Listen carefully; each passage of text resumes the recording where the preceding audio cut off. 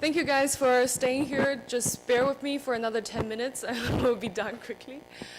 So basically, I would just like to share my master thesis, a little study about the relationship of music and time perception. So basically, how music tempo can whip up or increase our temporal resolution of vision, though the result is no, just spoiler. Okay, so time. For time is the only thing that we don't have a direct sensory organ to it. We don't have a tentacle for time, so it really depends on the external events. We are collecting, kind of collecting data from all the channels that we can use, and including music is one of the way to do that. So the theories about the inner clock that we have stem actually from 1960s or 70s that okay, we may have an inner clock that take account of the time and timing of the events. So in 1998, I think Large and Jones developed a theory called dynamic attention theory that combined the timing mechanism and attention. So basically, based on these oscillations according to the external events, we're allocating our attentional resources so that we could better anticipate or attend to the next event that should be happening. So,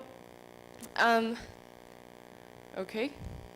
So there are actually current 3 theories about the inner clock models that we have. The first is a unitary clock model, so that the timing, the oscillator, works for all the senses of us. So if it works for our auditory, then it also works for vision, for other things. Another theory is that the disseminated clock, so it works differently. Vision have one, auditory have one, blah, blah.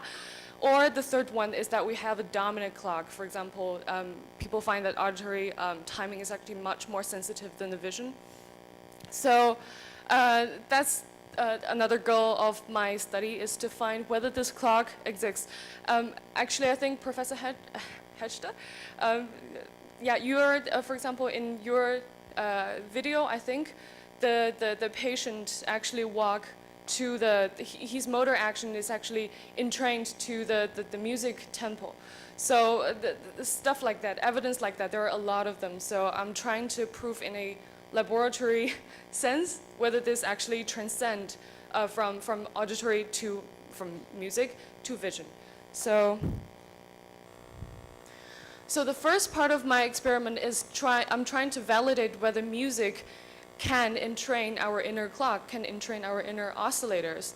So because previous study to prove this inner clock actually can be entrained is mostly on repetitive stimuli, like, or just the visual flicker. It doesn't, music is rather complex signals where depending various level of pulse clarity as you have proved in your study. So what I'm trying to see here, actually I'm using the Mozart, the clever music K448 to see if different tempo could change our perception of time length. So what I did is a bisection task. So the participants are given 2 reference sounds, 1 short one and 1 long one before each block. And then they will listen to a series of stimuli ranging from 2 to 8 seconds, 2, 3, 4, 8. And then they will have to decide whether it's closer to the short reference sound or the long reference sound. So the result is this. I'll just have to briefly explain. The y-axis is the probability of them selecting it to be more closer to the long reference sound. And you can see as the x-axis is the actual time length of the stimuli. So you can see as the time, as it gets longer, the probability of them selecting similar to the long one is actually growing bigger. And the blue one, the blue curve is for the fast tempo music. Well, the green is medium and red is slow. And you can see there's a left shift of the blue one. So indicating that for shorter length of music, they would have a higher probability of deciding that it's closer to the long one. So which indicate the fast music lead to overestimation of time. And this has proved my hypothesis that fast-paced music can entrain our inner clock and make it tick faster. So great, now we already have this one. And the next task is to prove whether this effect transcends modules, transcends sensory modules. So for this one, I use the attentional blink task. For those of you who are not familiar with attentional blink task, I'm just gonna say very quickly, it's a very quick flash of alphabets and numbers, and the participant's task is to, they have to spot target 1 and target 2, as you see here. The target 1 is alphabet like previous one, but in different color, while target 2, very close to target 1, is the only number in the whole series. So why does attention blink? Because when attention is a limited resource, so when the two targets are very close, you will mostly pay attention on the first one, and you don't have enough resources to detect the second one. So that's called the blink. Like when you blink the eye, you didn't see the second thing that's coming through. So as the interval between the target 1 and target 2 gets longer, you will be more able to detect the second one. So here I also use the Mozart's music as a company when the participants are doing this experiment to see whether, so my hypothesis is if the clock is unitary, then as our auditory tick, attention tick goes faster, the vision tick should also go faster, which meaning that we might able more to see the second target. So in this very denser vision attention, we should be able to see it, right? The magnitude of this blink should be smaller. However, unfortunately, the ANOVA suggests that it's not significant. So as you can see here, the lag as the time, it's as expected as the classical, but there's no significant differences between situations when the music pace change. So I'm thinking, okay, now this might be is this a problem of the pulse clarity because it's music, so they don't catch it so nicely, so clearly, so we change it to drum beats. And in addition, what we do is that we feel that there might be a difference when it's synchronized with the visual display and when it's not synchronized with the visual display. Okay, when it's accented, maybe they will see it better. So in addition to different tempo of the drum beats, we also do a synchronized drum and asynchronized drum beats, which there's a small lag in between. This is visual, this is the asynchronized, this is the synchronized drum beats. So okay, now here's the time to see the result. Unfortunately, there's no significant effect of the tempo of the drum beats still, and either in the synchronized or asynchronized condition. However, there's one interesting thing. If you look very closely, probably, I doubt if it looks very clear from here, but you will see the correct response rate is much higher when it's just drum beats compared to when it's music. So here we assume that pulse clarity may have a role in this sort of entrainment tasks. So in the end, the summary is that, okay, music can entrain our inner clock somehow, but we weren't able to show any evidence for a unitary clock model. So pulse clarity might be a moderator for this performance in attentional blink. So if you guys have any further advice or suggestion on how to improve this, it is totally welcome. And thank you for that. Yeah. Thank you. Okay, so that basically concludes disseminating of the information part. I think you've had enough information thrown at you the past 2 days. So we come now to the concluding session. I'm waiting for the director to come and say a few words, and then we have we have something to give the speakers as a token of our appreciation for coming all the way, even though you have you get anxious flying and all. So this is just a small compensation.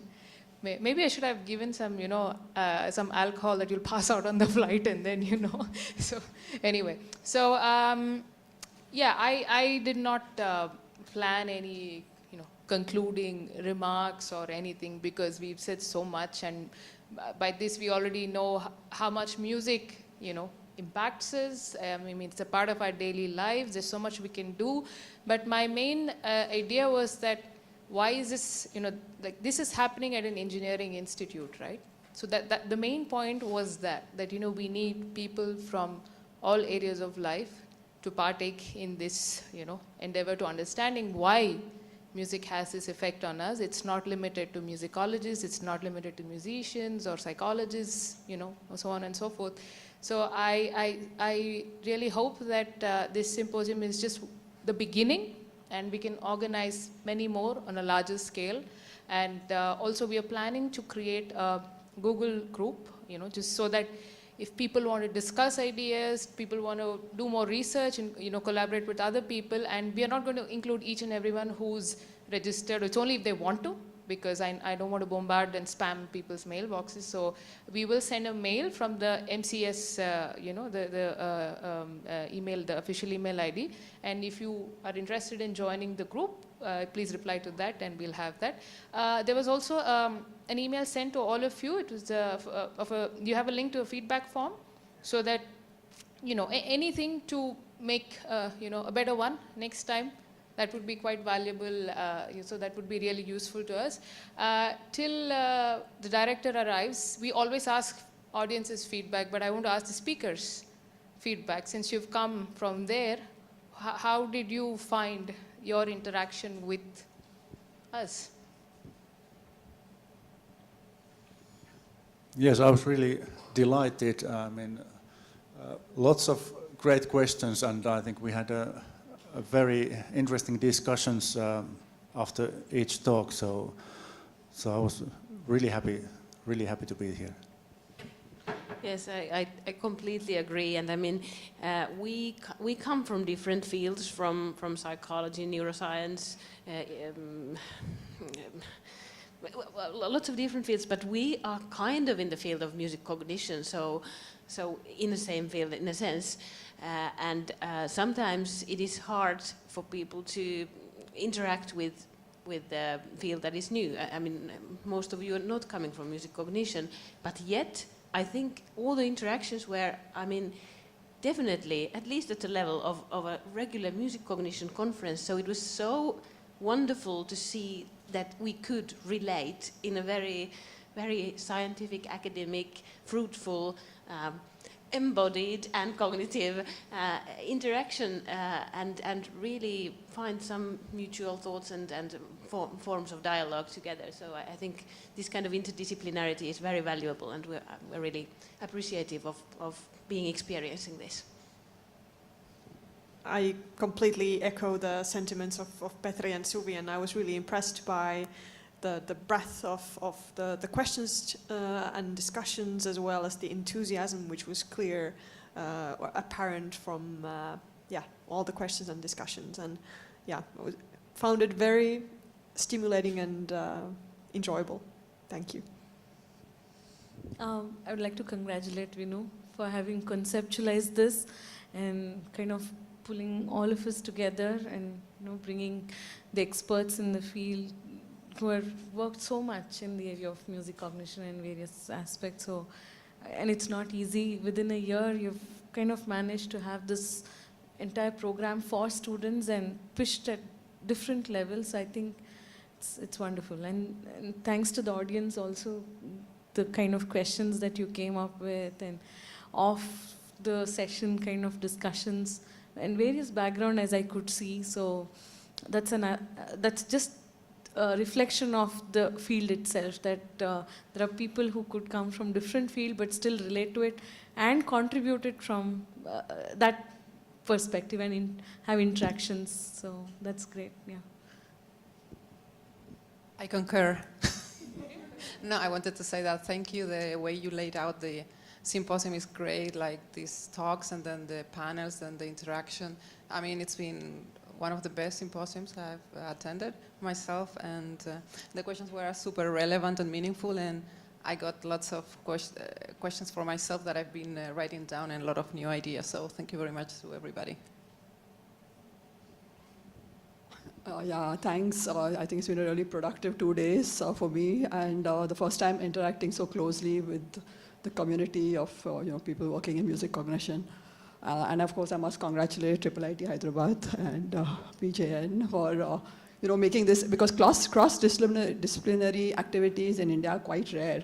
And to be able to bring such a group together and to them to engage with each other meaningfully and so on, I think it's a really big feat, and I hope it's showing the future direction for all of us in institutes across India. Yeah, thanks, for making it happen.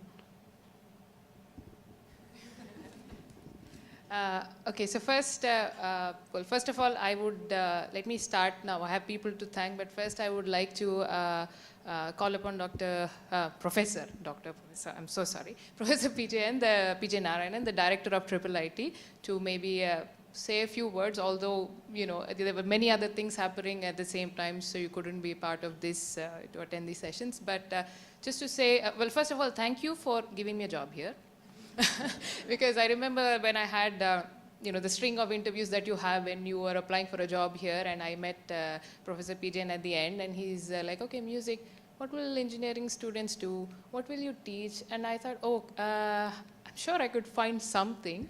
And and at that time I was quite doubtful, like maybe I won't get this job. But I'm very glad that it all worked out, and I at least I'm very happy that even in the first semester we managed to get some work out already with engineering students, just to show that I'm sure I'll try my best to squeeze in as much as I can from the engineers in this institute and contribute to the field, which also has so much social implications, and in society, I mean, they can benefit from this directly. It's so I thank you for that, and now I would request you to please say a few words, and then we will go on with giving a token of our appreciation to the speakers. So, good afternoon or good evening to everybody, and thanks for coming here. I mean, even though she's crediting IIIT or me with things, it's all her work. I mean, that's what IIIT wants to do, is to be a platform where people can do their own things, and that and provide enough help. That's what I mean. We have our events team, your people here, and particularly this weekend, this Sunday seemed to be a very busy Sunday. There's another workshop going on downstairs, and there's something else going on elsewhere. So that we are a institute, an IT institute in name. That's the history, but we want to be deeply involved with whatever we do, which is whether it is and computing or IT has been a strong part of whatever we do. So how does that relate to other areas? And that's the basis for interdisciplinarity here.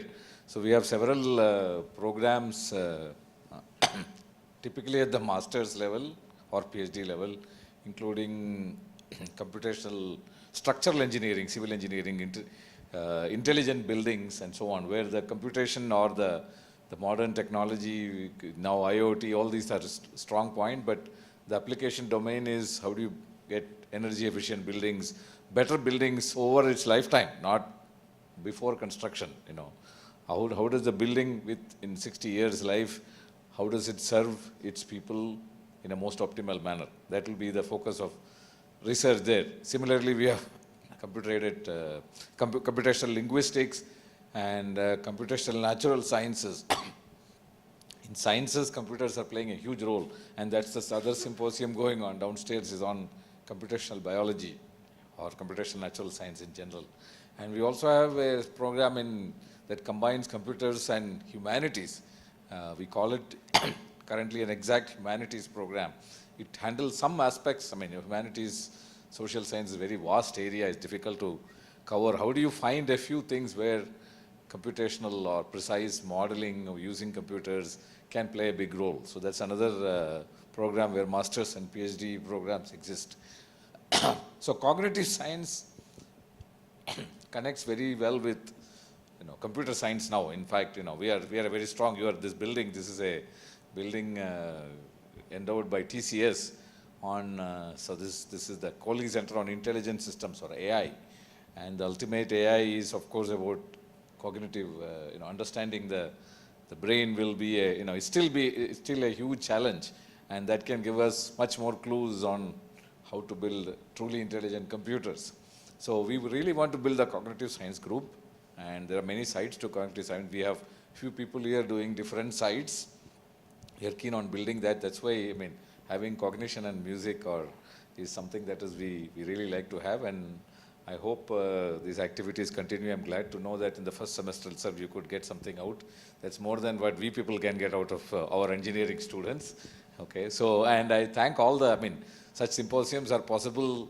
We can provide the opportunity, but people have to come to make them a success. So I thank the team, Professor Petri and others from who have come from outside India, as well as Preeti and others who have come from, I don't know where all people have come from. So that's what really makes this successful. It's we can only provide, you know, the hardware, the software has to be written by all of you together, and hope this becomes a seed for more collaborative activity within the country or across groups across the country, groups across the country, etc. And I would request you to anchor that, continue to anchor that, and bring more such programs here. So thank you, and I don't know, I'm sure there's more to follow in today itself. Yeah, so I'll hand it back to you. Yeah. Well, we would just like you to maybe give away something. So can we have, yeah.